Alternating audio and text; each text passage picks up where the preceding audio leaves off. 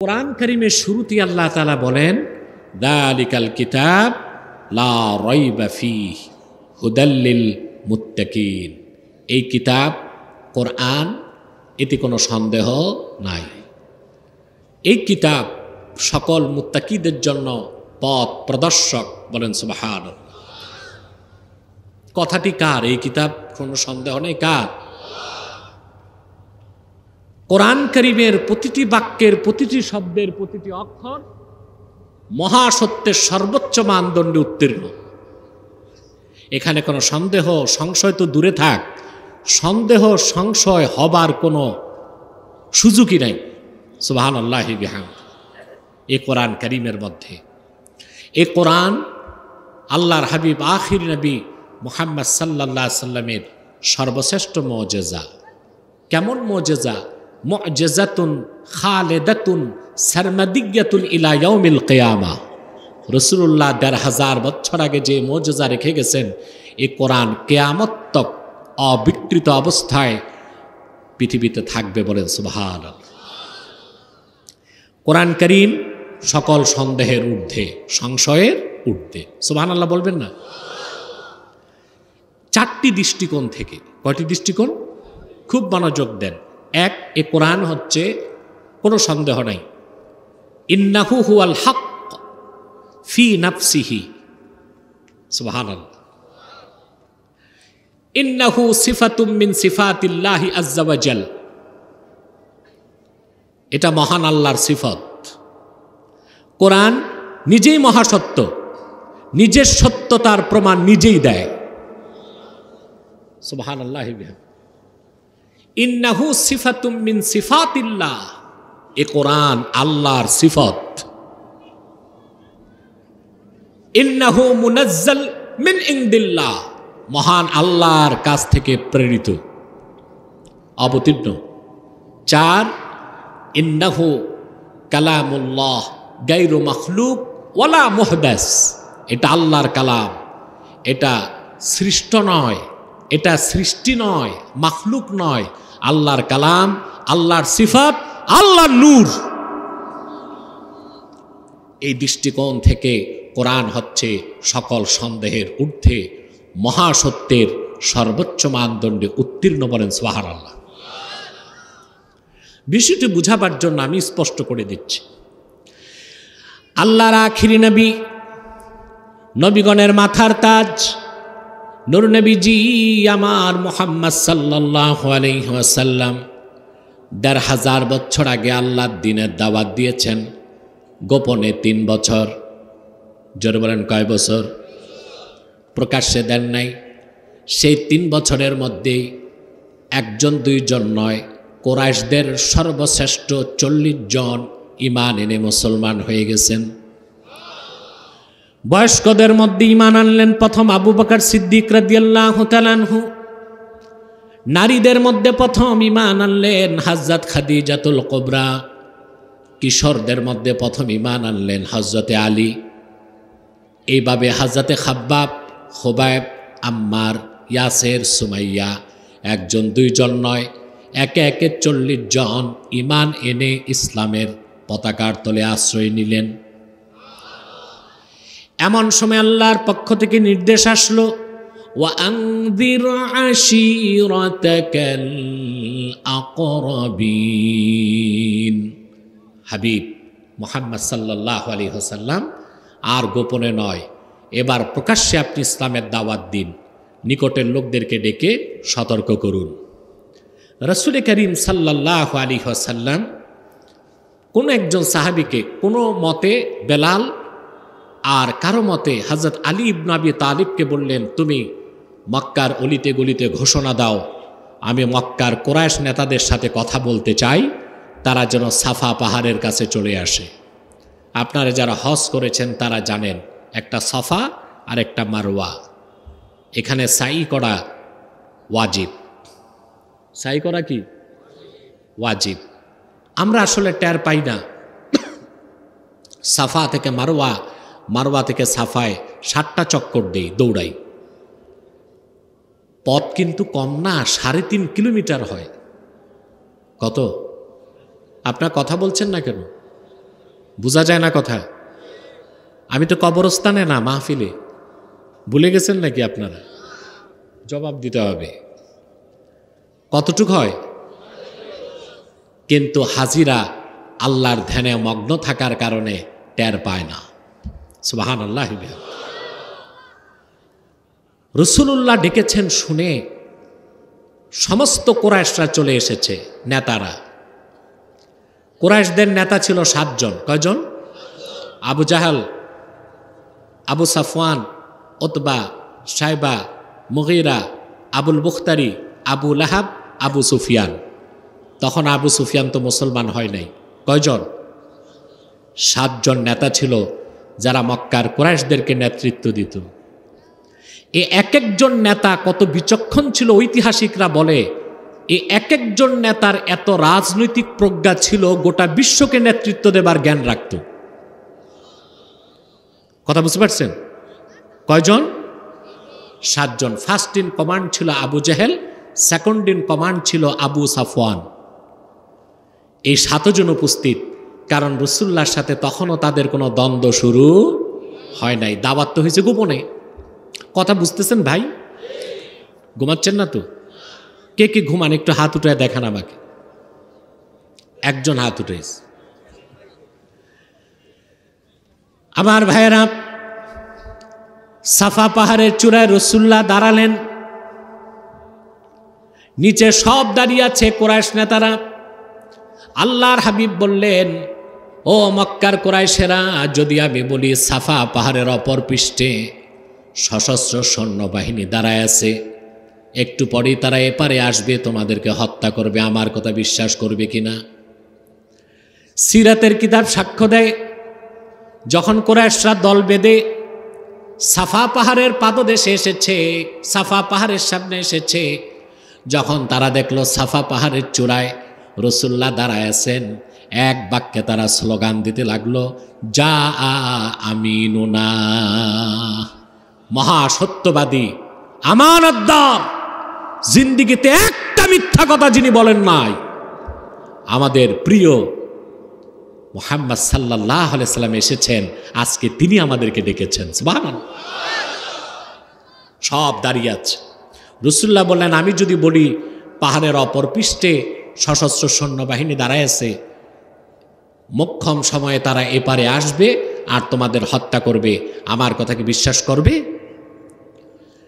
আবু জাহেল, আবু লাহাব, উতবা, শাইবা, মুগীরা, আবুল বুখতারি, আবু সুফিয়ান, আবু সাফওয়ান, সব কুরাইশ নেতা একসঙ্গে বলতে লাগলো, মুহাম্মদ সাল্লাল্লাহু আলাইহি ওয়াসাল্লাম সারা জিন্দেগিতে কোনোদিন আপনি একটা মিথ্যা কথা বলেন নাই, বিনা প্রশ্নে বিশ্বাস করে নিব। রাসূলুল্লাহ তখন বললেন, আমার কুরাইশ, ও কুরাইশেরা, আমার জীবনের সব কথাই যদি বিশ্বাস করে থাকো, আজকে আমি এমন একটা সত্যের দাওয়াত দিব যার চেয়ে বড় সত্য আর কিছু নাই। ইয়া আইয়ুহান নাসু কুলু লা ইলাহা ইল্লাল্লাহু তুফলিহুন। হে সমবেত জনতা, আজকে যে দাওয়াত দিচ্ছি এটা মহা সত্যের সত্য, আল্লাহ ছাড়া কোনো মাবুদ নাই, এই কথা বলো এবং স্বীকার করো, ফল হয়ে যাবে। শুরু হয়ে গেল দ্বন্দ্ব এবং সংঘাত। কুরাইশদের 7 নেতা খেপে গেল। নেতা ছিল কয়টা? এই 7 নেতা মিলে আবার কুরাইশদের একটা অ্যাসেম্বলি ছিল। কি ছিল? আপনাদের পার্লামেন্ট আছে না? কথা বলে না। কুরাইশদের একটা অ্যাসেম্বলি ছিল, ওই অ্যাসেম্বলির নেতা ছিল 7 জন, আর স্পিকারের দায়িত্ব পালন করতো আবু জাহেল। কে করতো? আবু জাহেল করত। ওরা সব খেপে গেল আর বলতে লাগলো, আল্লাহ তাআলা কোরআন কারীমে সেটা বলেছেন, তারা বলতে লাগলো, আজআলাল আলিহাতা ইলাহাও ওয়াহিদা ইন্না হাযা লাশাইউন উজাব। মুহাম্মদ সাল্লাল্লাহু আলাইহি সাল্লামের সব কথাই তো শুনতে ভালো লাগে, সত্য কথা তিনি বলেন, কিন্তু আজকে যেই কথা বললেন আল্লাহ ছাড়া কোনো মাবুদ নাই, এই কথা মানলে তো আর 360টা দেবদেবীরে খোদা মানার সুযোগ নাই, সব বেহুদা হয়ে যায়, ঠিক কিনা? শুরু হলো দ্বন্দ্ব, সেই দ্বন্দ্ব মক্কায় চলল, যুদ্ধ এবং লড়াই হলো, বাধা আসলো, নির্যাতন নিপীড়ন হলো ক্রমাগত 13 বছর। কত বছর? কিন্তু যারাই রাসূলুল্লাহর কাছে যেতে লাগলো, কোরআন শুনে তারা মুসলমান হতে লাগলো। ওরা দেখলো মহাসত্যের পথে মানুষকে ডেকে আনে আল্লাহ রসুলের কাছে অবতীর্ণ কোরআন। এই জন্য তারা কোরআন শরীফের বিরোধিতা শুরু করলো, মানুষ যেন কোরআন বিমুখ হয়ে যায়। তারা বলতে লাগলো যে তোমরা মুহাম্মদ সাল্লাল্লাহু আলাইহি ওয়াসাল্লামের কাছে যেও না, যদি যাও তিনি এমন কিছু কথা শোনাবেন যা শুনলে বাপদাদার ধর্ম ছেড়ে মুসলমান হয়ে যাবা। ওরা কোরআনের বিপক্ষে মিস আন্ডারস্ট্যান্ডিং, মিথ্যা তথ্য ছড়াতে লাগলো, অপপ্রচার করতে লাগলো। কথা বুঝতেছেন? আল্লাহর পক্ষ থেকে নূর নবীজি মুহাম্মদ সাল্লাল্লাহু আলাইহি সাল্লামের মাধ্যমে আল্লাহ রাব্বুল আলামিন কোরআনের পক্ষে চ্যালেঞ্জ করলেন কাফেরদের বিপক্ষে। আল্লাহ তার হাবিবের মাধ্যমে নাজিল করে চ্যালেঞ্জ করলেন, কুল লা ইন জিতামাআতিল ইনসু ওয়াল জিন্নু আলা আইয়াতু বিমিসলি হাযাল কুরআন লা ইয়াতুনা বিমিসলিহি ওয়ালাউ কানা বা'দুহুম লিবা'দিন যাহিরা। সুবহান। চ্যালেঞ্জ কে করলেন? ওখানে কারা গোল মিটিং করে? এই লোকগুলো কারা? তোমরা বসে যাও। তোমরা কে কে খান বাহাদুর আসানুল্লাহর নাতিপুতি আমি জানি না, আল্লাহর হস্তে বসে 1 সেকেন্ডে বসে যাও। এটা মাহফিল, এটা কোনো মেলা নয়। আশেপাশে যারা আড্ডা দিচ্ছেন আপনারাও বসুন। এখানে মানুষ জায়গা পায় না বসতে, আর ওনারা ওখানে আড্ডা দিচ্ছে। আমার দিকে তাকান, পূর্ণ মনোযোগ আমার দিকে দিয়ে রাখেন, ঠিক আছে? কষ্ট হবে না তো? কষ্ট তো হবে, নাহলে সওয়াব হবে কেন? সওয়াব লাগবে না? আমার ভাইয়েরা,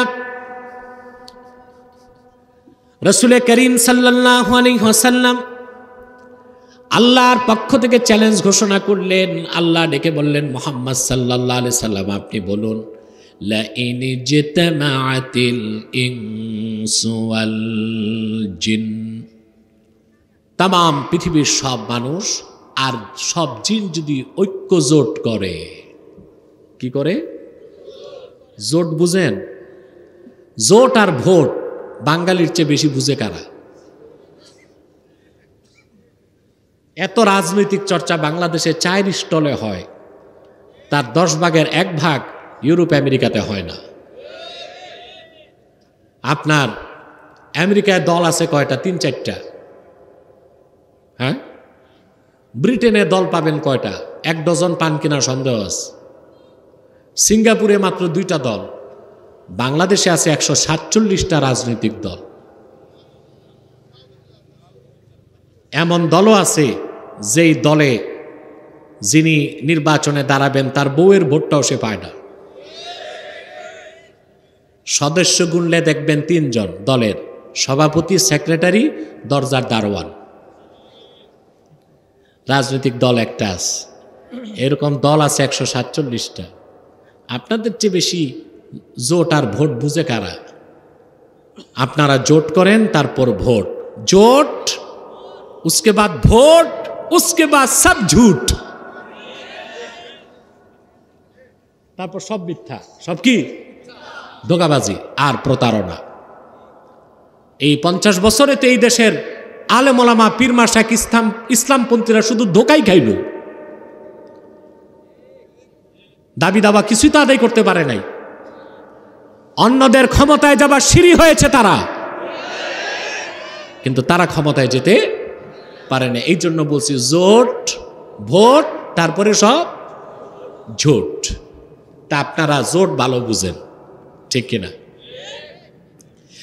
আল্লাহ রাব্বুল আলামিন বলেন, তাম পৃথিবীর মানুষ আর জিন যদি জোট বাঁধে একটি এজেন্ডা বাস্তবায়ন করার জন্য, আর তা হচ্ছে কোরআনের মতো একটা কিতাব তারা এনে দেখাবে, আল্লাহ পাক ১,৫০০ বছর আগে চ্যালেঞ্জের মাধ্যমে বলে দিয়েছেন, জিন আর মানুষ পরস্পরকে যদি সাহায্য করে তারপরও কিয়ামত তক চেষ্টা করেও তারা কোরআনের মতো একটা কিতাব আনতে পারবে না। পারছে কেউ? ১,৫০০ বছর পার হয়ে গেছে, আল্লাহর চ্যালেঞ্জের মোকাবেলায় কোরআনের মতো একটি কিতাব আনা সম্ভব হয়েছে? এখনো সম্ভব আছে? কিয়ামত তক সম্ভব হবে? এবার আল্লাহর পক্ষ থেকে আসলো দ্বিতীয় চ্যালেঞ্জ। আল্লাহ রাব্বুল আলামিন চ্যালেঞ্জ ঘোষণা করলেন কাফেরদেরকে, আম ইয়াকুলুনা ইফতারাহু কুল ফাআতু বিআশরি সুওয়ারিম মিথলিহি মুফতারায়াতিন ওয়াদউ মান ইসতাতা'তুম মিন দুনিল্লাহি ইন কুনতুম সাদিকিন। আল্লাহর পক্ষ থেকে চ্যালেঞ্জ আসলো, বরং কাফেররা বলছে কোরআন কারীম মুহাম্মদ সাল্লাল্লাহু আলাইহি সাল্লাম নিজেই রচনা করিয়েছেন। নাউজুবিল্লাহ বলবেন না? আল্লাহ ডেকে বললেন, মুহাম্মদ সাল্লাল্লাহু আলাইহি সাল্লাম আপনি বলুন তাদেরকে, ফাতু বিআশরি সুওয়ারিম মিসলিহি মুফতারায়াত, তাহলে তোমরা নিজেরা তৈরি করে কোরআনের মতো কোরআন দরকার নাই, 10টা সূরার মতো সূরা এনে দেখাও তো দেখি। কাফেররা কি পেরেছে নাকি? এখন পর্যন্ত পারছে নাকি? কিয়ামত পর্যন্ত পারবে নাকি? এরপরে আসলো আল্লাহর পক্ষ থেকে তৃতীয় চ্যালেঞ্জ। সুবহানাল্লাহ। আল্লাহ ঘোষণা করলেন, ওয়া ইন কুনতুম ফি রাইবিম মিম্মা নাযালনা আলা আবদিনা ফাআতু বিসূরাতিন মিন মিথলিহি ওয়াদউ শুহাদাআকুম মিন দুনিল্লাহি ইন কুনতুম সাদিকিন। আল্লাহর পক্ষ থেকে তৃতীয় চ্যালেঞ্জ আসলো, ও কাফেরের দল, অবিশ্বাসীরা, তোমরা যারা আমার বান্দা মুহাম্মদ সাল্লাল্লাহু আলাইহি সাল্লামের উপর অবতীর্ণ কোরআনকে সন্দেহ করো, অবিশ্বাস করো, কোরআনের মতো কোরআন দরকার নাই, 10টি সূরার মতো সূরাও দরকার নাই, কোরআনের একটি সূরার মতো সূরা এনে দেখাও তো দেখি, যদি তোমরা তোমাদের দাবিতে সত্যবাদী হও।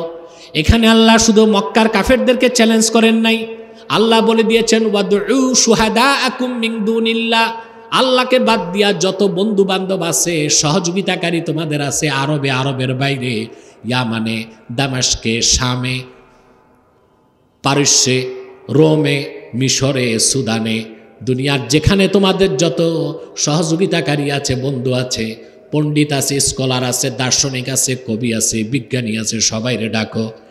তারপর চেষ্টা করে আমার কোরআনের একটা সূরার মতো সূরা এনে দেখাও তো দেখি, যদি তোমরা তোমাদের দাবিতে সত্যবাদী হও। ১,৫০০ বছর পার হয়ে গেছে, আজ পর্যন্ত কাফেরদের পক্ষে তা সম্ভব হয় নাই,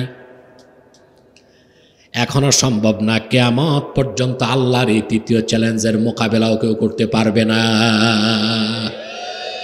পারবে? পারবে? কোরআন যালিকাল কিতাব লা রাইবা ফীহ, এই কিতাবে কোনো সন্দেহ নাই, কোনো সংশয় নাই। সুবহানাল্লাহ বলেন।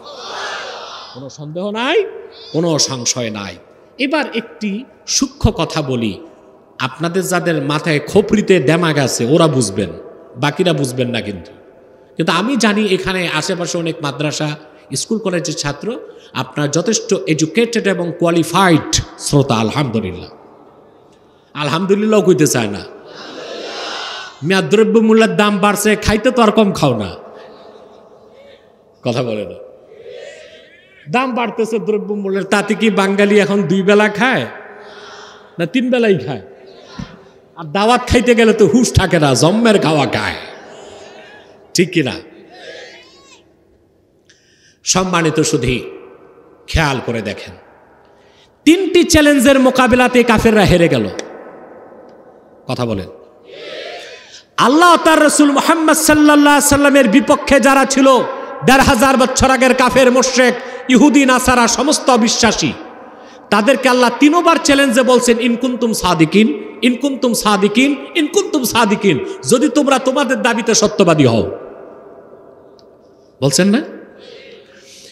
কাফেররা কোরআনের মতো কোরআন আনতে পারে নাই, 10টি সূরার মতো সূরাও দেখাতে পারে নাই, একটি সূরার মতো সূরাও দেখাতে পারে নাই। অথচ তারা তাদের মিথ্যা ধর্ম আর আদর্শকে টিকিয়ে রাখার জন্য 13 বছর রাসূলুল্লাহর বিরোধিতা করেছে, সাহাবায়ে কেরামের বিরোধিতা করেছে। রাসূলুল্লাহ আল্লাহর হুকুমে হিজরত করে মদিনাতুল মুনাওয়ারাতে গেলেন।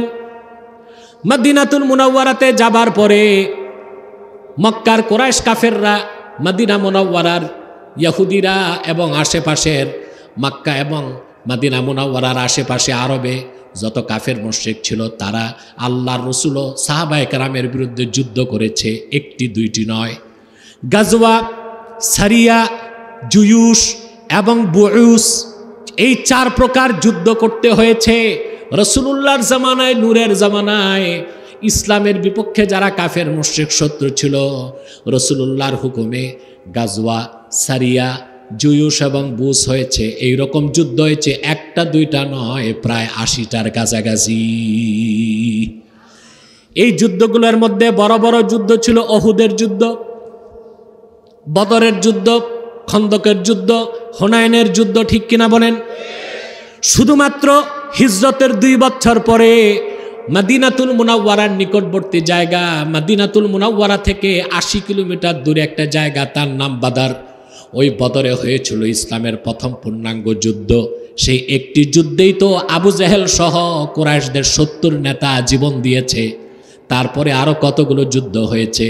যদি কাফেরদের পক্ষে কোরআনের মতো কোরআন নয়, 10টি সূরার মতো সূরা নয়, শুধু একটা ইন্না আতাইনা কাল কাউসার, সূরা কাউসারের মতো একটা সূরাও যদি তারা বানায় দেখায় দিতে পারত, তাহলে তো আর রাসূলুল্লাহর বিরুদ্ধে তাদের যুদ্ধের দরকার হতো না, তাদের জীবন দেবার দরকার হতো না। আমি কি বুঝাইতে পারলাম? কথা বলে না। যুদ্ধ হয়েছে কয়টা? প্রায় 80টার কাছাকাছি। এক বদর যুদ্ধেই আবু জেহেল সহ 70 কাফের নেতা মারা গেছে। আর এই 70টা কাফের নেতার প্রত্যেকটা নেতার এত ইন্টেলেকচুয়াল ক্ষমতা ছিল, ইন্টেলিজেন্ট কুইশন এত বেশি ছিল, রাজনৈতিক প্রজ্ঞা এত বেশি ছিল, গোটা দুনিয়াকে নেতৃত্ব দেবার প্রজ্ঞা ছিল তাদের মধ্যে। আবু জেহেল সহ এরকম 70 কাফের নেতা শুধু বদরেই তো মারা গেছে। তারপরও তারা আল্লাহর চ্যালেঞ্জের মোকাবেলায় একটা সূরা তৈরি করে দেখাতে পারে নাই। যদি পারত তাহলে রাসূলুল্লাহকে আর যুদ্ধ করতেন? কথা বলে না। কাফেররা তাদের দাবিতে কি হইতো? সত্যবাদী হয়ে যেত। কথা বলে না। আর যুদ্ধের দরকার হইতো? ইসলাম প্রতিষ্ঠিত হইতো?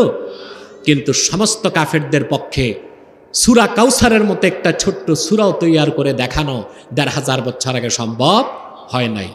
বরং তারা তাদের ধর্ম আর আদর্শ রক্ষায় জীবন দিয়েছে, যুদ্ধ করেছে। এক সময় কাফেররা নিশ্চিহ্ন হয়ে গেল।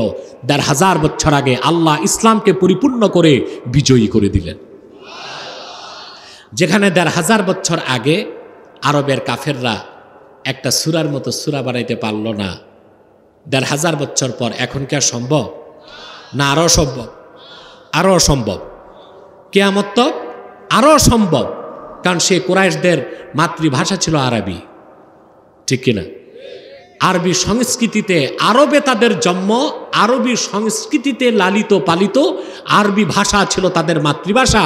তাদের পক্ষে কোরআনের একটা সূরার মতো সূরা বানানো সম্ভব হয় নাই। অতএব শুধু মুসলিম না, অবিশ্বাসী কাফেরদেরকেও ইসলাম গ্রহণ করুক আর না করুক, মস্তক নত করে মেনে নিতেই হবে। যালিকাল কিতাব লা রাইবা ফি, এই কোরআনে কোনো সন্দেহ না। অঘোষিতভাবে কাফেররা মানছিল কিনা? কথা বলেন। মানছিল তো। কোরআনে যে সন্দেহ নাই, অঘোষিতভাবে কাফেররাও মেনে নিছিল। কারণ তারা 3টা চ্যালেঞ্জের একটারও মোকাবেলা করতে পারে নাই, বরং যুদ্ধ করেছে, জীবন দিয়েছে, ঠিক কিনা?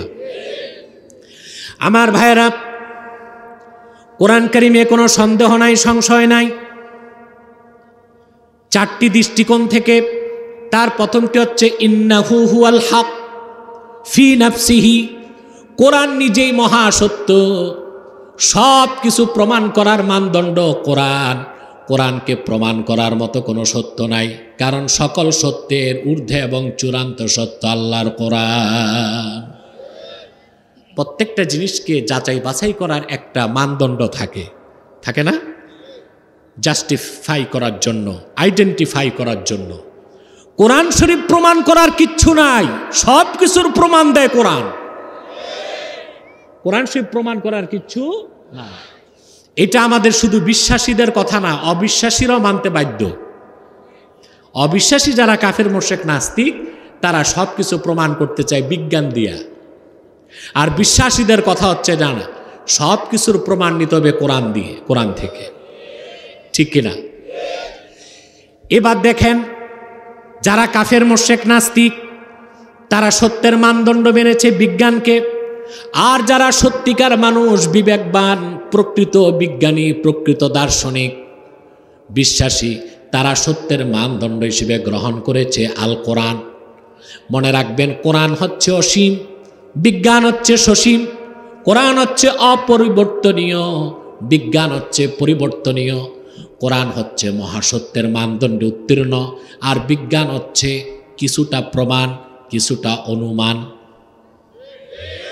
বিজ্ঞান কিছুটা প্রমাণ, কিছুটা অনুমান, আর কোরআন পুরাটাই প্রমাণ, প্রমাণ আর প্রমাণ। সুবহানাল্লাহ। আর বিজ্ঞান কি? কিছুটা প্রমাণ, বাকিটা অনুমান। বিজ্ঞান হচ্ছে সসীম, লিমিটেড, কোরআন হচ্ছে অসীম, আনলিমিটেড। অসীম দিয়া সসীমকে যাচাই করা যায়, জি। অসীম কোরআন দিয়ে সসীম বিজ্ঞানকে যাচাই করা যাবে, কিন্তু সসীম বিজ্ঞান দিয়া অসীম কোরআনকে প্রমাণ করা যাবে না। কোরআন অসীম, এসেছে অসীমের কাছ থেকে, আর বিজ্ঞান সসীম, আবিষ্কার করছে সসীম মানুষ, ঠিক কিনা? আপনারা বলেন তো ভাই, সেরাকে কোনটা বেশি গুরুত্ব পাবে, বিজ্ঞান না বিজ্ঞানী? কথা বলে না। বিজ্ঞানের সৃষ্টি মানুষ না, মানুষের সৃষ্টি বিজ্ঞান। তা আগে কি বিজ্ঞান না আগে বিজ্ঞানী? আগে বিজ্ঞানী, তারপরে বিজ্ঞান। আমাদের দেশে একটা কৌতুক আছে, আগে ডিম না আগে মুরগি, আছে না?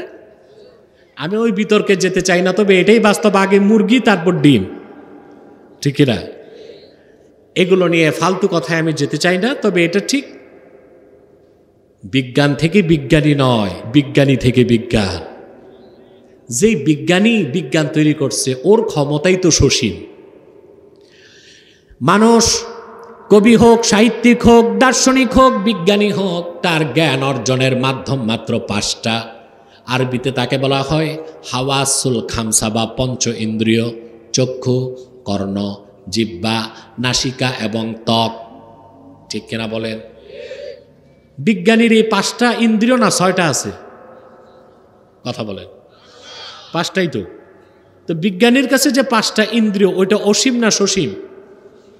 সসীম, লিমিটেড, খুব কম পাওয়ার, ঠিক কিনা?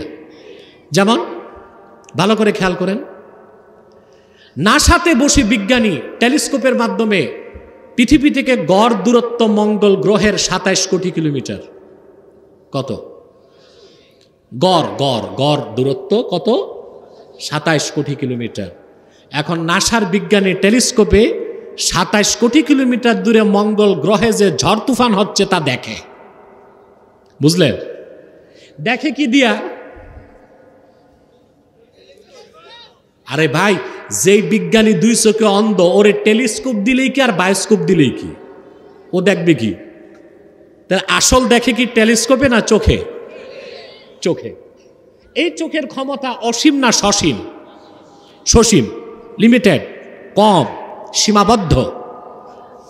বিজ্ঞান বলে, মেডিকেল সায়েন্স বলে, একজন সুস্থ মানুষ খালি চোখে মাত্র দেখতে পায় 21 মাইল দূরে। মাত্র কত মাইল? যতক্ষণ বিপরীত দিক থেকে আলোর রিফ্লেকশন না আসবে ততক্ষণ সে দূরে দেখবে না। আমরা লাখ লাখ মাইল দূরের চাঁদ দেখি, কারণ ওখান থেকে আলো আসে। 15 কোটি 30 লক্ষ মাইল দূরের সূর্য দেখি, কারণ সেখান থেকে আলো আসে। যেখান থেকে আলো আসে না, দিনের বেলা একজন সুস্থ মানুষ দেখতে পারে মাত্র মাত্র মাত্র 21 মাইল। আর এখন যে পরিমাণ ফরমালিন আর কার্বাইড খাচ্ছেন আপনারা, আমার মনে হয় না 7 মাইলের বেশি যাবে। এই দেখেন আমি সহ সব চশমা লাগায় রাখছে, সমস্যা আছে বলেই তো কথা বলে না। কতটুক দেখে? 7 মাইল। এখন এমনি দেখে 21 মাইল। তাহলে মানুষের চোখের পাওয়ারটা সসীম না অসীম? সীমাবদ্ধ, সীমাবদ্ধ, ঠিক কিনা? আপনি আর কি দেখেন? একটা ইতর প্রাণী বিড়াল, তার নাইট ভিশন অন্ধকার রাতে সে মানুষ থেকে 6 গুণ বেশি দেখে। সুবহানাল্লাহ কইবেন না? কয় গুণ বেশি দেখে? বিড়াল, ওর চশমা নাই, দূরবীন নাই, কিচ্ছু নাই। ও রাতের বেলা নিকষ অন্ধকার রাত, মানুষ যা দেখে তার নাইট ভিশন, রাতে তার দৃষ্টি মানুষের চেয়ে 6 গুণ বেশি থাকে। একটি কবুতর শূন্যের 1.5 মাইল উপর থেকে মাঠে কোথায় দানা পড়ে আছে তা দেখতে পায়। সুবহানাল্লাহ কইবেন না? কত মাইল? 1.5 মাইল উপর থেকে সে মাঠে কোথায় দানা আছে ওটা দেখতে পায়। এই ক্ষমতা আল্লাহ কবুতরকে দিয়েছে। তা আপনার চোখের চেয়ে তো কবুতরের চোখের পাওয়ার বেশি। কথা বলে না? বেশি না? শকুন, ঈগল অনেক দূর পর্যন্ত দেখে। হ্যাঁ, অনেক দূর পর্যন্ত দেখে। বিজ্ঞানীরা দেখেছে কুদরতিভাবেই ঈগলের চোখে আল্লাহ তাআলা লেন্স লাগাই দিয়েছেন। ওটা দূরবীনের কাজ করে। কিসের কাজ করে? দেখেন না, সাইবেরিয়া থেকে পাখিগুলো শীতকালে উড়ে আসে। কথা বলেন? বাংলাদেশ থেকে সাইবেরিয়া প্রায় তো 10,000 মাইল দূরে। আপনি একটা প্লেনের দিকে তাকান, বিজ্ঞান, ঘোড়ার ডিমের বিজ্ঞান আর কত দূর গেছে? বিজ্ঞান জয় করে ফেলছে? কিচ্ছু না। আল্লাহর মহা সৃষ্টির কাছে বিজ্ঞান এখনো একেবারে ক্ষুদ্রাতি ক্ষুদ্র অবস্থানে আছে। আর কাফের মুশরিক নাস্তিকরা কোরআন বাদ দিয়া বিজ্ঞানের পিছে দৌড়ায়। বিজ্ঞান সসীম, কোরআন অসীম। বিজ্ঞান সীমাবদ্ধ, কোরআন হচ্ছে অসীমাবদ্ধ। লা রাইবা ফি, এই কোরআনে কোনো সন্দেহ নাই। তার মানে ইন্নাহু হুয়াল হক ফি নাফসি, কোরআন নিজেই মহাসত্য। সব প্রমাণ করতে হয় কোরআন দিয়ে। কোরআন প্রমাণ করার কিচ্ছু মানুষের কাছে না। সুবহানাল্লাহি বিহামদি। কথা বুঝতেছেন? বিজ্ঞান গবেষণা করে বানাইছে প্লেন। আপনি বলতে পারেন বিজ্ঞানের সবচেয়ে আপনার মডার্ন অ্যাচিভমেন্ট অফ সায়েন্স, বিজ্ঞানের আধুনিক অর্জনগুলোর মধ্যে সবচেয়ে বড় অর্জন হচ্ছে প্লেন, ঠিক কিনা? একটা প্লেনের দামও তো অনেক। এখন যে সরকার ড্রিম লাইনার প্লেনগুলো কিনছে না, ড্রিম লাইনার, একটা প্লেনের দাম 1200 কোটি টাকা। কত? 1200 থেকে 1400 কোটি টাকা প্লেনের দাম। একটা পুরাই বালুরঘাট কিনা যাবে একটা প্লেন বিক্রি করলে, ঠিক কিনা? এই প্লেনে কি না আছে? ওখানে বড় প্লেনগুলোতে 2 জন পাইলট থাকে, একজন ক্যাপ্টেন, একজন কো পাইলট। ক্যাবিন ক্রু থাকে 12 থেকে 14 জন। বিমানের মধ্যে সামনে যে কালো অংশটা দেখেন মাথায়, পুরাটাই হচ্ছে সেন্সর। একটা প্লেন উড়ন্ত অবস্থায় 360 কিলোমিটার দূরে তুফান হচ্ছে কিনা পাইলট বসে দেখতে পায়। দিক ঘুরায় সে। রাডার আছে, জিপিআরএস আছে, সব আছে, সব আছে। বিজ্ঞান প্রযুক্তি সব কিছু প্লেনের মধ্যে আছে, কিন্তু কুয়াশা সব বাদ। ফ্লাইট ডিলে, ফ্লাইট ডিলে হবে। 4 ঘন্টাও বসে থাকতে হয়, 6 ঘন্টাও। প্লেনের শিডিউল হয় বাংলাদেশ রেলওয়ের শিডিউলের মতো, সকাল 9টাটা রাত 9টায়, ঠিক কিনা? তোমার ছাতার বিজ্ঞান আর প্রযুক্তি আল্লাহর সামান্য কুয়াশার কাছেই তো মুখ থুবড়ে পড়ে গেছে। ঠিকটাও তো ঠিক মতো কইলা না মুসলমান? সামান্য কুয়াশায় প্লেন ফেল, মুখ থুবড়ে বসে আছে। এবার চিন্তা করে দেখো, একটা পাখি, সে কোনো কলেজে পড়ে নাই, তার কাছে জিপিআরএস নাই, অক্ষাংশ দ্রাঘিমাংশ কিছুই সে বুঝে না, তার কাছে রাডার নাই, জিপিআরএস নাই।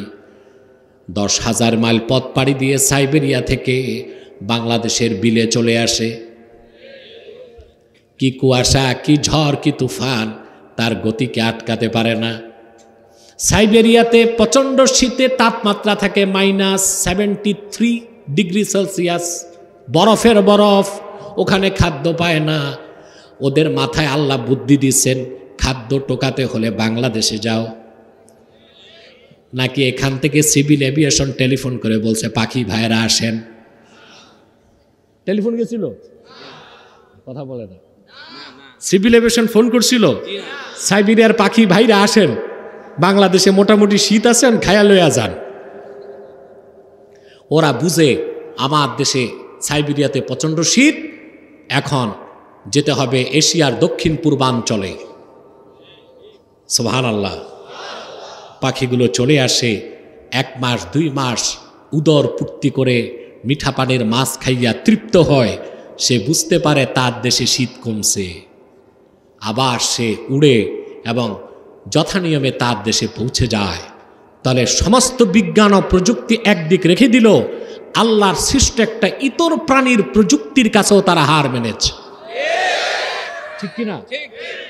সেই সসীম বিজ্ঞান দিয়া অসীম কোরআনকে যাচাই করা যাবে?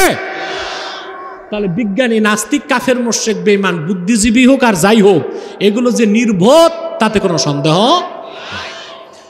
আমার ভাইয়েরা, চোখের পরে কান, জ্ঞান অর্জনের ইন্দ্রিয় কয়টা? তারপর কি মানুষের যে কানের ক্ষমতা, এটা কি লিমিটেড না আনলিমিটেড? লিমিট, সীমাবদ্ধ। বুঝেন না? একটা মানুষ কতটুক শুনে? এই যে এখানে দেখুন, আমি আওয়াজ করছি, পাচ্ছেন আওয়াজ? কেন পাইলেন? আওয়াজটা কেন হলো? বাতাসে ভাসতে ভাসতে কম্পাঙ্কের কারণে এই আমি আঘাত করেছি, বস্তুটা কেঁপে উঠেছে, বাতাসে যে কম্পন সৃষ্টি করেছে, এটা ভাসতে ভাসতে আপনার কান পর্যন্ত গেছে। তো পদার্থবিজ্ঞান বলে কোনো জিনিসের কম্পাঙ্ক যত বেশি তার আওয়াজ তত বেশি, কম্পাঙ্ক যত কম তার আওয়াজ তত কম। বিজ্ঞান বলেছে কোনো জিনিসের কম্পাঙ্ক যদি সেকেন্ডে 20,000-এর বেশি হয়, সেই তীব্র আওয়াজ কোনো মানুষ শুনবে না। এই জন্যই কবরে আওয়াজ হয়, আমরা উপরে হাঁটলেও শুনতে পাই না।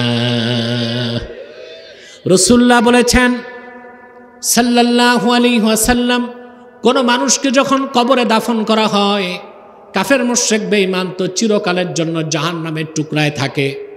মুমিন মুসলমান হলেও ডান দিক থেকে মাটি একটা চাপ দেয়, বাম দিক থেকে একটা চাপ দেয়। মানুষটা এত জোরে চিৎকার দেয়, দুনিয়ার পূবে পশ্চিমে যারা আছে সবাই শুনতে পায়, ইল্লা সাকালাইন, শুধু জিন আর মানুষ শুনতে পায় না। ১,৫০০ বছর আগে আমার নূর নবীজি মুহাম্মদ সাল্লাল্লাহু আলাইহি ওয়াসাল্লাম যে কথা বলেছেন, আধুনিক বিজ্ঞান ১,৫০০ বছর পরে মস্তক নত করে তা মেনে নিয়েছে। বিজ্ঞান বলে কোনো জিনিসের কম্পাঙ্ক যদি সেকেন্ডে 20,000-এর বেশি হয়, সেই তীব্র আওয়াজ মানুষ শুনতে পাবে না। কবরে যে আওয়াজ হয় মানুষের, সে আওয়াজটা সেকেন্ডে 20 কোটিরও বেশি কম্পাঙ্ক, সেজন্য আমরা শুনতে পাই না। আবার কোনো শব্দের কম্পাঙ্ক যদি সেকেন্ডে 20-এর কম হয়, সেই ক্ষীণ আওয়াজও মানুষ শুনতে পায় না। সেজন্য কানের গোড়ায় পিঁপড়া যখন হাঁটে, পায়ের শব্দ হয়, আওয়াজ হয়, কিন্তু তার আওয়াজটা সেকেন্ডে 20-এর কম কম্পাঙ্ক সৃষ্টি করে, সেই জন্য আমরা আওয়াজ শুনতে পাই না। তাহলে মানুষের কানের ক্ষমতা লিমিটেড। এটা কি লিমিটেড? সসীম। 20,000-এর বেশি শুনবে না, 20-এর কম শুনবে না, ঠিক কি না? জিহ্বা, এই যে আপনার জিহ্বা, কেন বলছি বিজ্ঞান সসীম, কোরআন অসীম? সসীম বিজ্ঞান দিয়ে অসীম কোরআনকে যাচাই করা যায় না, বরং অসীম কোরআন দিয়া বিজ্ঞান ও দর্শনকে যাচাই করতে হবে, ঠিক কিনা বলে? লা রাইবা ফি, এই কোরআনে কোনো সন্দেহ নাই। 4টি দৃষ্টিকোণ থেকে বলছি। তার প্রথমটি হচ্ছে ইন্নাহু হুয়াল হক ফি নাফসি, কোরআন নিজেই মহাসত্য। সব কিছু প্রমাণ করে কে? কোরআনকে প্রমাণ করার কোনো কিছু নাই। সুবহানাল্লাহ কইবেন না? কষ্ট হয়ে যাচ্ছে নাকি আর কিছুক্ষণ বলবো? আমি তো সময় দেখলাম না। মাওলানা দেখেন তো টাইম কত। একেবারে আমি বসেছি আমি বসেছি, বক্তব্য শুরু করেছি, প্রায় 55 মিনিট হয়ে গেছে, আর আমি 15 মিনিট কষ্ট দিব আপনাদেরকে। কষ্ট হবে না তো ইনশাল্লাহ? আল্লাহ কবুল করুক, মঞ্জুর করুক, বলুন আল্লাহুম্মা আমিন। সম্মানিত সুধী, খুব মনোযোগ দিয়ে কথাগুলো শুনুন।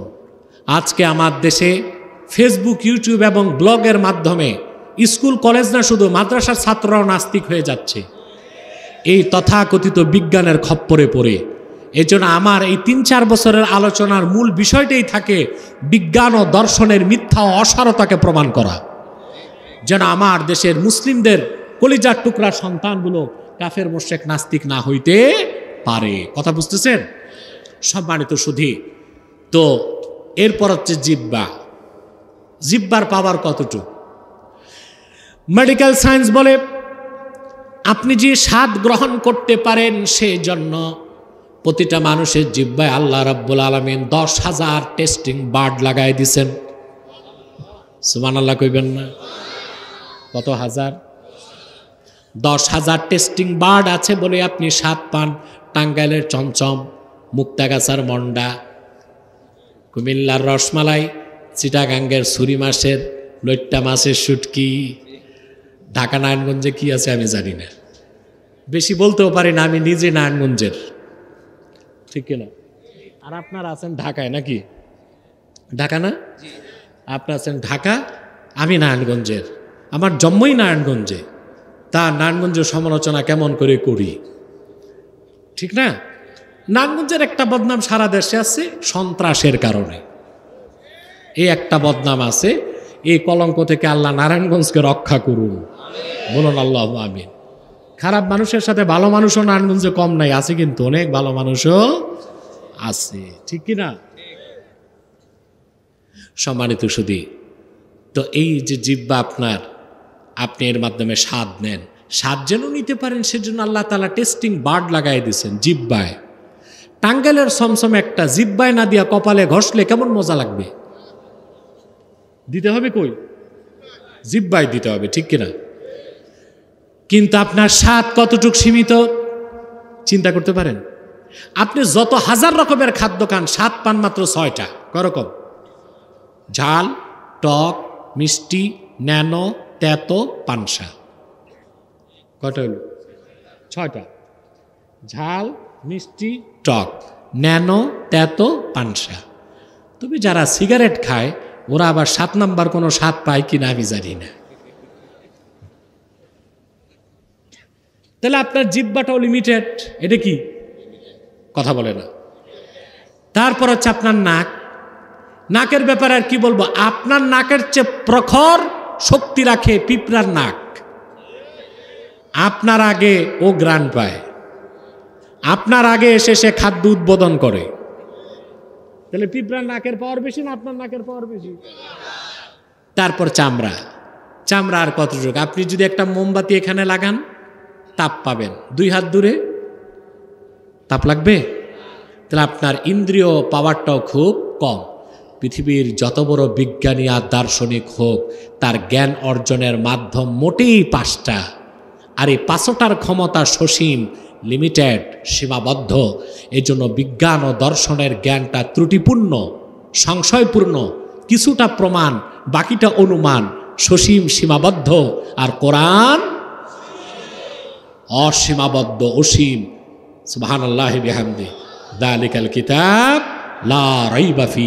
সুবহানাল্লাহি বিহামদি। আমার ভাইরা, মহাসত্যের সর্বোচ্চ মানদণ্ড আল্লাহর কোরআন। আপনি চিন্তা করে দেখুন, পূর্বে নবীগণ এক একটা মুজিজা দেখিয়েছেন, আল্লাহর পক্ষ থেকে এমন একজন নবী আসেন নাই যিনি মুজিজা দেখান নাই। কিন্তু নবীগণ যারাই বিদায় নিয়েছেন তারাও বিদায় নিয়েছেন, তাদের মুজিজাও বিদায় নিয়েছে। ঠিকটাও তো মিয়া ঠিক মতো কইলা না? হযরত মুসা কালিমুল্লাহ আল্লাহর পক্ষ থেকে 9টি মুজিজা তিনি দেখিয়েছেন। তার সবচেয়ে বড় মুজিজা ছিল তার হাতের লাঠি। সুবহানাল্লাহ। ওটা কি বেতের লাঠি না বাঁশের লাঠি? কেমন লাঠি আল্লাহ নিজে বলে দিচ্ছেন। আল্লাহ তাকে বলছেন, যাও ফেরাউনের কাছে। ফেরাউন 80,000 বর্গমাইল, 9.5 লক্ষ বর্গমাইল স্টেটের সে রাজা। নিয়মিত সৈন্য ছিল তার প্রায় 1 লাখ, লক্ষ লক্ষ ঘোড়সওয়ারি ছিল তার 80,000। কত বিশাল শক্তি পাওয়ার তার। মুসা নবীকে আল্লাহ বলেন, যাও ফেরাউনের কাছে যাও। তো কি নিয়ে যাবে? শক্তি লাগবে না? কথা বলে না। মুসাকে আল্লাহ ডেকে বললেন, ওয়ামা তিলকা বিয়ামিনিকা ইয়া মুসা ক্বালা হিয়া আসায়। আল্লাহ ডেকে বললেন, মুসা রে তোমার ডান হাতে কি? তিনি বললেন, আল্লাহ আমার লাঠি। আল্লাহর সাথে কথার সুযোগ পাইয়া তিনি কথা লম্বা করছেন।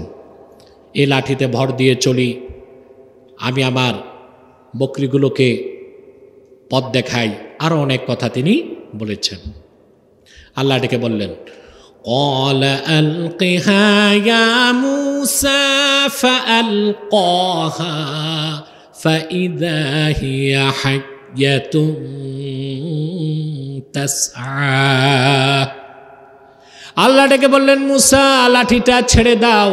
তিনি লাঠিটা ছেড়ে দিলেন। মুহূর্তের মধ্যেই লাঠিটা একটা দ্রুত ধাবমানশীল সাপ হয়ে দৌড়াতে লাগলো। কোরআন শরীফের অন্য জায়গায় আল্লাহ বলেছেন, সুবানুন আজিম, বিরাট অজগরের রূপ নিয়েছিল। মুসা নবী নিজেই ভয় পেয়ে গেছেন। 1 পাও আগান, 2 পাও পিছান, যে এতক্ষণ কি নিয়ে হাঁটছি, এ তো আস্ত সাপ হয়ে দৌড়ায়। আল্লাহ তাআলা তাকে ডেকে বললেন, ক্বালা খুযহা ওয়ালা তাখাফ সানুঈদুহা সিরাতাহাল উলা। আল্লাহ বললেন, মুসা ভয় পাইস না, তুই ধর, তুই ধরলে আমি লাঠিরে পূর্বের সুরতে ফিরে আনবো। মুসা নবী ধরলেন, সাপ হয়ে গেল লাঠি। এবার তার সাহস বাড়ছে কেমন?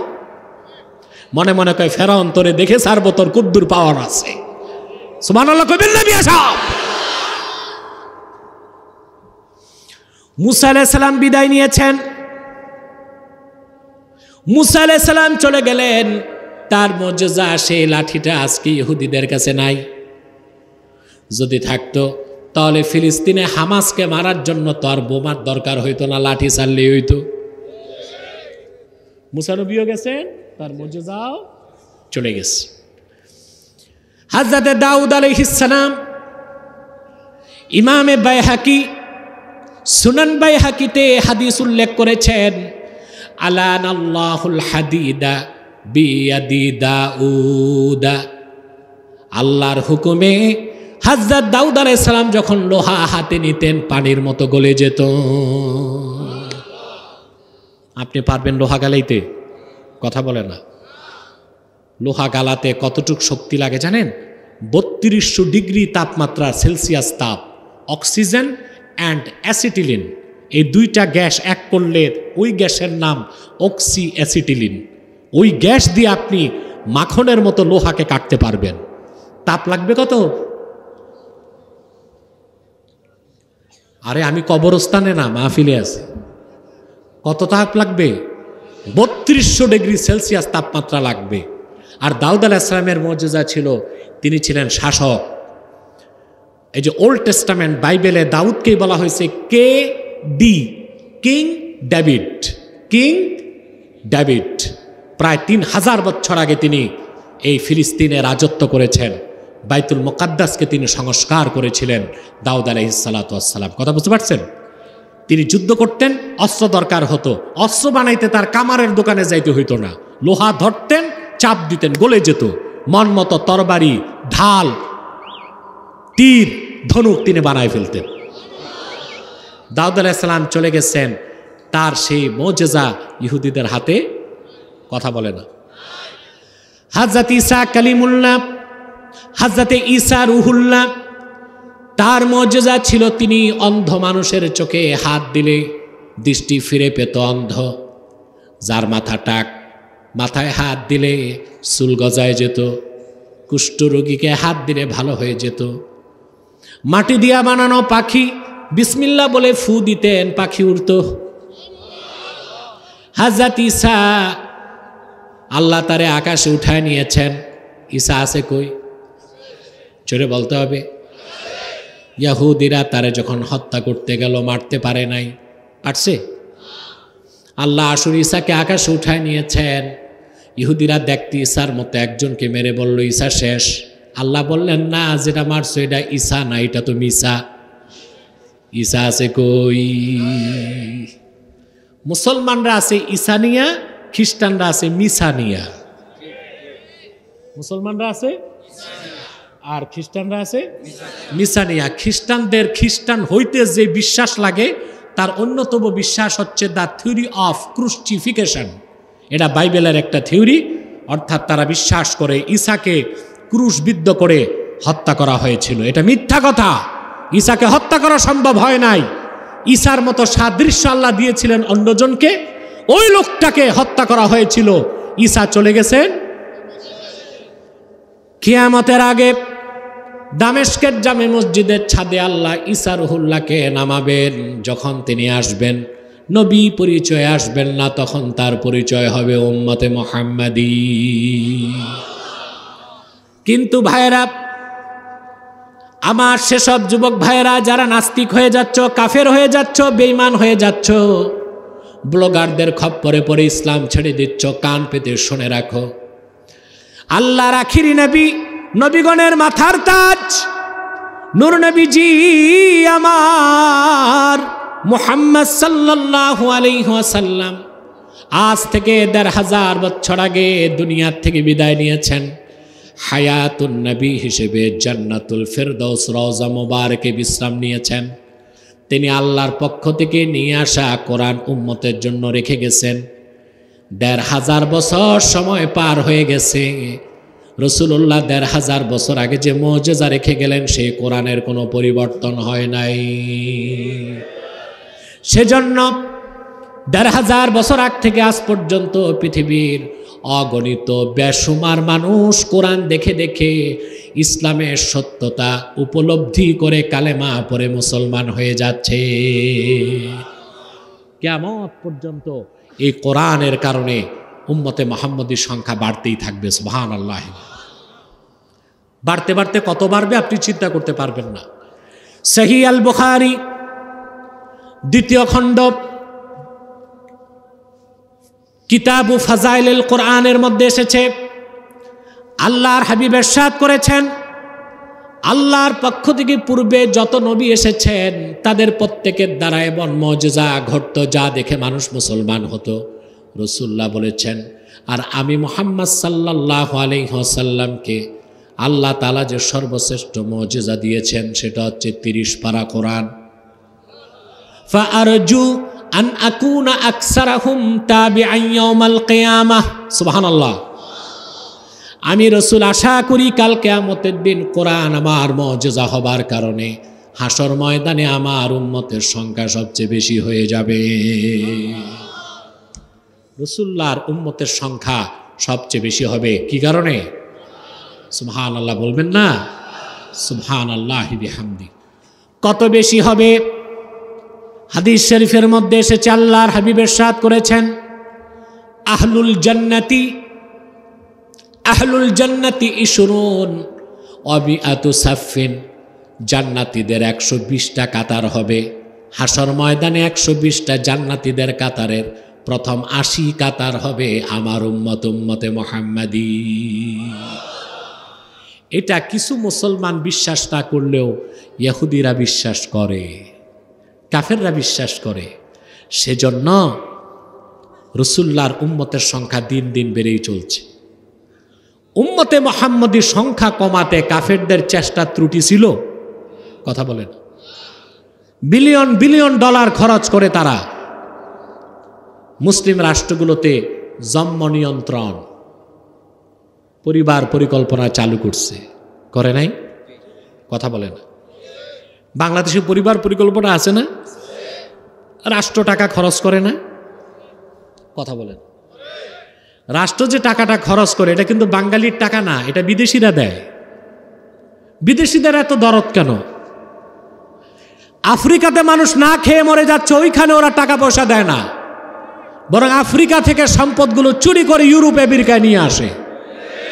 তো বাংলাদেশের জন্য এত মায়া কেন যে জনসংখ্যা ঠেকাও, বিনা পয়সায় কন্ডম বিতরণ করো, ইনজেকশন লাগাও, ঔষধ দাও, উদ্দেশ্য একটাই, উম্মতে মুহাম্মদের সংখ্যা কমানো যায় কি না। এতে কি উম্মত কমতেছে না বাড়তেছে? বরং ওদের সংখ্যাই কমতেছে। আপনাকে একটা স্ট্রেঞ্জ ইনফরমেশন, অবাক করা তথ্য দিচ্ছি মুসলমান, আমার তথ্য বিশ্বাস না হলে যাচাই করে দেখবেন। বলবো 2021, 22, 23 এই 3 বছরে ইটালি নামক রাষ্ট্রে একটা নতুন সন্তান জন্ম নেয় নাই। নাউজুবিল্লাহ কেন বললেন? আলহামদুলিল্লাহ কোন নিয়ে আসা। ইটালিতে একটা নতুন সন্তান জন্ম। এখন ইটালির যারা থিঙ্ক ট্যাঙ্ক, পলিসি মেকার, ওরা চিন্তায় পড়ে গেছে, তাইলে তো দেখা যায় 30 বছর পর ইটালি নামক রাষ্ট্রই থাকবে না। কেন থাকবে না? রাষ্ট্র হতে 3টা জিনিস লাগে। কটা জিনিস? একটা নির্ধারিত ভূখণ্ড, একই ভাষা, একই সংস্কৃতির একটি জাতিগোষ্ঠী, আর সার্বভৌমত্ব। এই 3টা জিনিস থাকলে আপনি একটা রাষ্ট্র বলতে পারেন। তো মূল হচ্ছে জনগণ। মূল কি? তো ইটালিতে 3 বছরে একটা নতুন সন্তান জন্ম নেয় না। ইহুদি খ্রিস্টান কাফেরের ঘরে একটা বনিয়াদম আর হয় নাই, সব বন্ধ। এইভাবে যদি বন্ধের ধারা চলতে থাকে, এক সময় জনগণ থাকবে না। জনগণ থাকবে না, রাষ্ট্র থাকবে না। আমি চিন্তা করলাম এই গজবটা আল্লাহ ইতালিতে কেন দিলেন? খুঁজে পাইছি। সারা দুনিয়ায় বিলিয়ন বিলিয়ন ডলার খরচ করতেছে খ্রিস্টানরা খ্রিস্টান মিশনারির কাজে, খ্রিস্টান সংখ্যা বাড়াইতে। আর গোটা দুনিয়ার খ্রিস্টানদের নেতৃত্ব দেয় পোপ। পোপ পোপ পোপের বাড়ি হচ্ছে ভ্যাটিকান সিটিতে। ভ্যাটিকান সিটি একটা রাষ্ট্র হইল, এটা ইটালির ভিতরেই। নাম শুনছেন না? তো যেই ইটালির অভিশাপ ভ্যাটিকান সিটি সারা দুনিয়ায় খ্রিস্টান বানাবার কাজে লিপ্ত, গজবটা জায়গা মতোই আসছে। ইটালিতেই খ্রিস্টান সংখ্যা বাড়া বন্ধ হয়ে গেছে। সুবহানাল্লাহ। মুসলিম সংখ্যা কমাবার জন্য কোটি কোটি টাকা খরচ করছে ইহুদিরা। কারা? সারা পৃথিবীতে ইহুদি আছে এখন মাত্র 16 মিলিয়ন। কত? 1,60,00,000 সারা দুনিয়ায়। 1,60,00,000। আন্ডা বাচ্চা নিয়ে ধরেন 2 কোটি। আর আমরা আছি সারা দুনিয়ায় 200 কোটি। আলহামদুলিল্লাহ। কত আছি? ওরা আছে 2 কোটি, আমরা আছি। ইসরায়েলকে তো আমি বলছি আমার বক্তব্যে, বাড়াবাড়ি করো না। তোমাদের দমন করতে অস্ত্র লাগবে না। 200 কোটি মুসলমান পেশাব করলে ইহুদিরা ভূমধ্য সাগরে ভেসে যাবে।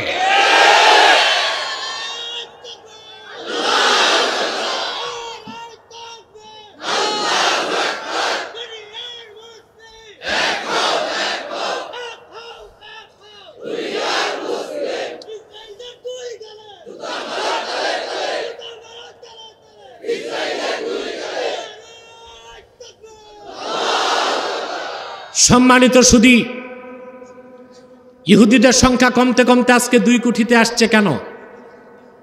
এটাও বিজ্ঞানীরা পাইছে। বলবো, আপনি যে মানুষ হয় এর জন্য লাগে পিতার স্পার্ম, মায়ের ওভাম, শুক্রাণু, ডিম্বাণু, ঠিক না? স্বামী স্ত্রী এক হইলেই তো বাচ্চা হয়। কথা বলেন। পিতার বীর্য লাগে, মায়ের বীর্য লাগে। এটা কোরআন শরীফে আল্লাহ বলে দিয়েছেন। ঠিক কিনা বলেন? মহাসত্যের সর্বোচ্চ মানদণ্ডে উত্তীর্ণ আল কোরআন, দালিকাল কিতাব লা রাইবা ফি। যদি আপনি অমুসলিম হন তবুও কোরআন থেকে উপকার পাবেন। যদি আপনি মুসলিম হন সবচেয়ে বেশি উপকার পাবেন। আর যদি আপনি মুত্তাকি হন সর্বোচ্চ উপকার লাভ করে দুনিয়াতে পাবেন কল্যাণ, সুখ এবং শান্তি, সফলতা। পরকালে পাবেন মুক্তি, নাজাত এবং জান্নাত। সাদাকাল্লাহুল আযীম ওয়া সাদাকা রাসূলুহুন নবিয়ুল কারীম ওয়া নাহনু আলা যালিকা মিনাশ শাহিদিন ওয়াশ শাকিরিন আলহামদুলিল্লাহি রাব্বিল আলামিন।